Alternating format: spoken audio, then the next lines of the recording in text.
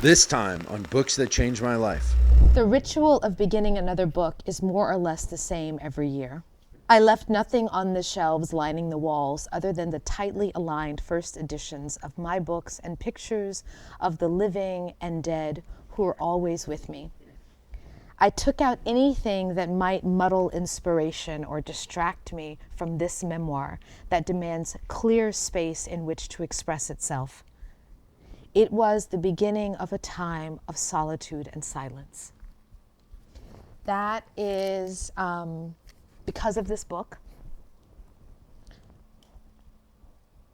how I knew I had to begin to write my first book, and certainly now with my new audiobook, Someday Now, that's coming out, they begin this exact same way, with this kind of quiet and silence and a question.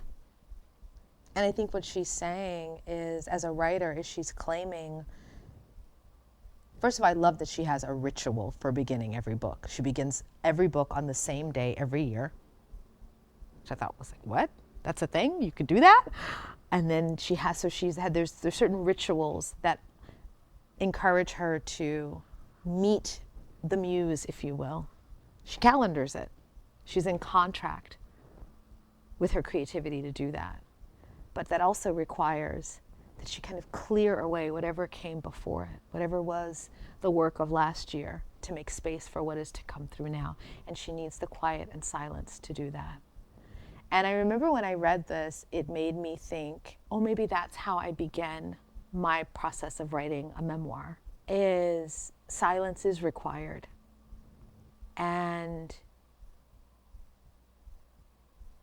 she's not just talking about an external silence, she's talking about an internal silence that's required in order to run your fingers along the topography of your life and then offer it up as an art through words. And you can't do that being busy, noisy, with a lot of things. It's very personal, right? It's very personal. What rituals do you have? So first of all, I journal. And that's kind of like my most it's like the fundamental building blocks for me of writing, because what I'm doing is I'm clearing out the clutter. The journal writing is like, it's just free writing. It's whatever is at top of mind and is coming through, and it helps me to see what's actually seeking to either be lived within, what's bothering me, what's keeping me up, and I kind of clear that out. And it's on the page, it's in the book, it's 3 pages. In a journal. I don't do it every morning, but I do it consistently. In the morning? In the morning. Sometimes I'll circle back in the evening, but it's usually the morning.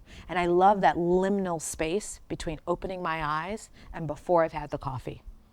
Because I'm able, in that space, it's like I'm kind of, my unconscious mind is kind of relaxed, and I'm coming in for a landing for whatever this day is going to be. I've been out in the outer realms of sleep and that dream state, and now I'm coming in for a landing to start this day. And in that transition, in that on-ramp to the day, there's magic. And sometimes there's things that might come out in that free writing that attune me to something I need to think about for the day, because I'm like, oh, that came in the liminal space. So I need to actually carry that into my day and think about that. So that's like a fundamental thing that I do with my writing.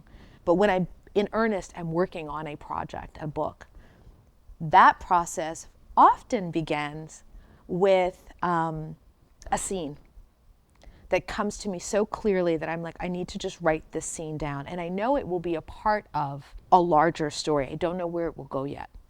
So I give myself... So you're not intentionally sitting down to write it. It comes and you got to do it. Well, the conscious decision has been, I am going to write this story, and I think this is the arc of it. But now it's, day one, if you will, of writing the project, and I'm like, what's the most urgent scene? What's the top of mind scene? Let me get that out of the way and get that on the page, and then see where that takes me. So I'm really there are people who are outliners. They love to outline.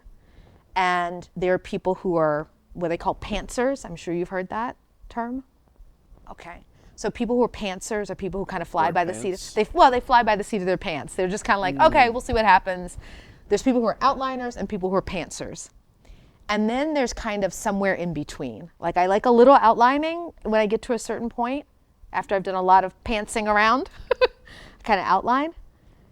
And then I do a lot of research. And that research is helping to weave the structure together with the discovery that I have found. That's a part of my process.